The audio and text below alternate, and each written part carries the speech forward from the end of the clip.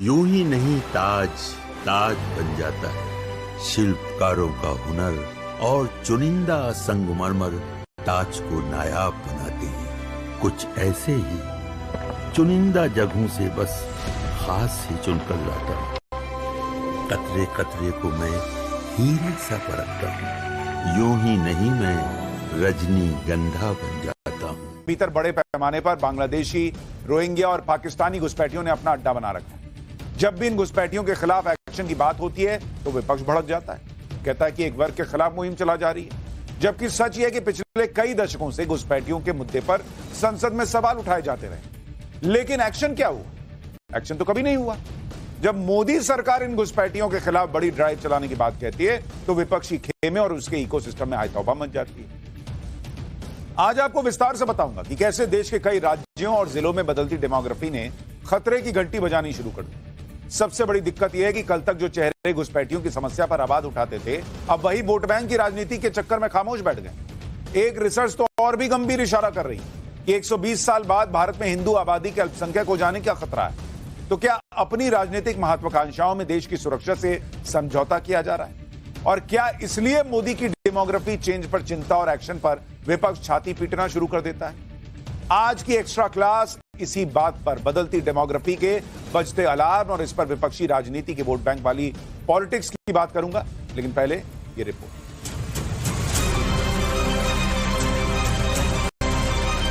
लाल किले की प्राचीर से देश के प्रधानमंत्री ने देश की एक गंभीर समस्या की तरफ इशारा क्या किया, एक्शन और मिशन की बात क्या कही, वोट बैंक वाले खेमे में बैठे बेचैन चेहरों की आंखों में नई चमक आ गई जैसे।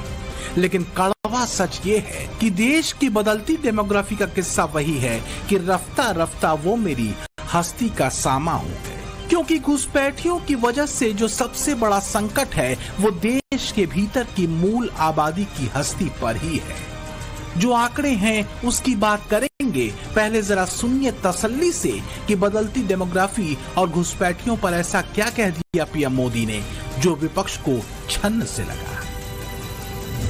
षड्यंत्र के तहत, सोची समझी साजिश के तहत देश की डेमोग्राफी को बदला जा रहा है।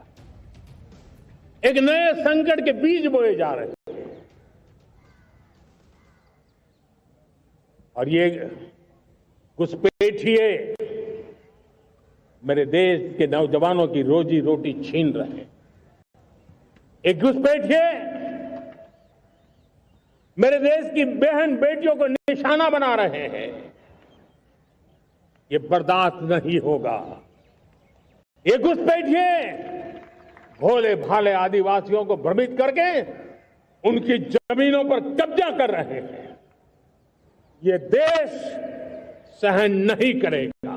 कोई देश अपना देश घुसपैठियों के हवाले नहीं कर सकता है। दुनिया का कोई देश नहीं कर सकता है, तो हम भारत को कैसे कर सकते हैं? मैं आज लाल किले की प्राचीर से कहना चाहता हूं, हमने एक हाई पावर्ड डेमोग्राफी मिशन शुरू करने का निर्णय किया है।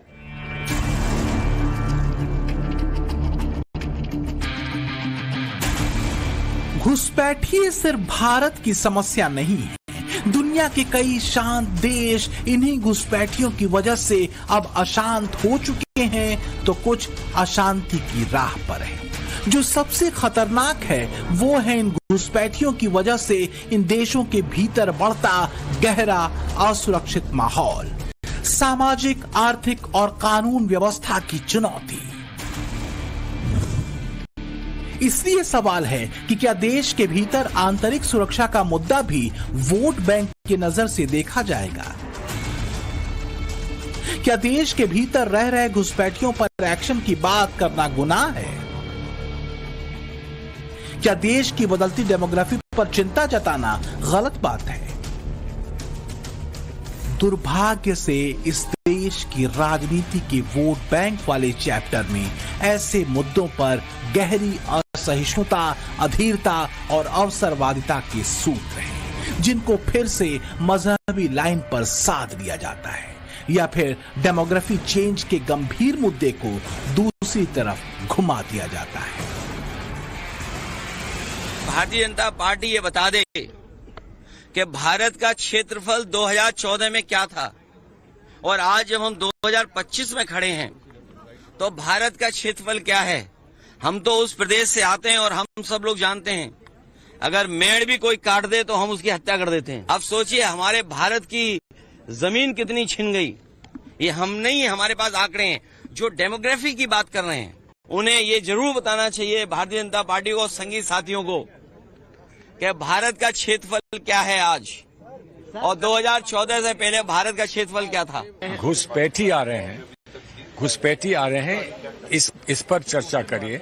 बहन बेटियों को इसमें क्यों ला रहे हैं? हर चीज में बहन बेटी को क्यों लाते हैं? किसी पर भी कोई प्रहार करे व्यक्ति बाहर से आकर, उसका हमको उसके सामने खड़े होकर हमें उसका जवाब देना है। लेकिन घुसपैठी हैं, अगर हैं, आ रहे हैं तो कौन उनको आने दे रहा है? आज सुरक्षा किसके हाथ में है? घुसपैठ हो रहा है तो सच इसका पर्दाफाश करिए। इंटेलिजेंस आपका, हाई पावर कमेटी आपके पास है? सरकार आप चला रहे हैं, किसको कह रहे हो? जो चीजें करना उसको कहना कहाँ है? सवाल यह है कि देश के भीतर घुसपैठिए क्या मोदी राज में ही आए? जवाब है कि चाहे रोहिंग्या हो या बांग्लादेशी घुसपैठिए, इनकी आमद देश के भीतर 2014 से पहले खूब हुई। तब भी बीजेपी के अलावा कुछ और चेहरे थे जिन्होंने घुसपैठियों को लेकर संसद तक में सवाल उठाए थे। 2005 में लोकसभा के भीतर ममता बनर्जी बंगाल में घुसपैठियों की इसी समस्या पर बात करना चाहती थी। Sir, I don't want to disturb the proceedings of this house. That's why I didn't disturb. I never disturb. Yes. Sir, I want to know from you, sir, the infiltration of Bengal. It has become a disaster now, and resulting in which, sir, you will see the name of the Bangladesh voter list and the Indian voter list both are with me, sir. That's why I would like to request you, sir. It's a very serious matter, and when this matter will be discussed. आज ममता बनर्जी के सुर बदल चुके हैं। कल तक जो ममता बनर्जी घुसपैठियों के मुद्दे पर सरकार की चुप्पी पर आंदोलित होते स्पीकर पर पेपर उछाल देती थी, क्या आज घुसपैठियों के मुद्दों को कई तहों में दबा देना चाहती हैं? बंगाल में भी करने वाला है, अगर करेगा तो घेराव कर्मसूची करेंगे, पूरा घेराव होगा, पूरा आंदोलन होगा। अगर आज देश की सरकार इन घुसपैठियों पर हाई पावर डेमोक्रेटिक मिशन चलाने जा रही है तो विरोध के सुर क्यों हैं? और खासकर उनके जो वोट बैंक और तुष्टीकरण वाली सिद्ध सियासत के लिए जाने जाते हैं। कहीं विपक्ष की बेचैनी और खिसियाहट का कोई कनेक्शन वोट बैंक से तो नहीं? करीब 1 साल पहले असम में बदलती डेमोग्राफी को लेकर वहां के सीएम हिमंता बिस्वा शर्मा ने भी खतरे की घंटी बजाई थी। बदलते डेमोग्राफी मेरे लिए, मैं असम से आया हूं, ये मेरे लिए बहुत बड़ा मुद्दा है। इसलिए मैं असम में, बंगाल में हर दिन, मेरा असम में मुस्लिम पॉपुलेशन 40% हो चुका है। 1951 में 12%, आज असम में मुस्लिम पॉपुलेशन 40%। हम जिला की जिला खो चुका है। तो मेरे लिए ये मुद्दा पॉलिटिकल नहीं है, मेरे लिए ये जीना और मरने का मुद्दा है।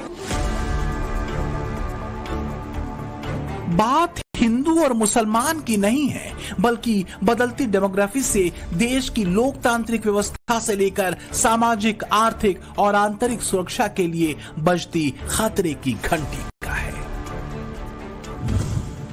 आप देखिए कि 2011 तक असम में 9 जिले बारपेटा, करीमगंज, दारंग, मोरीगांव, नौगांव, बोगाईगांव, धुबरी, हैलाकांडी और गोलपारा बतौर मुस्लिम बाहुल्य बन चुके थे।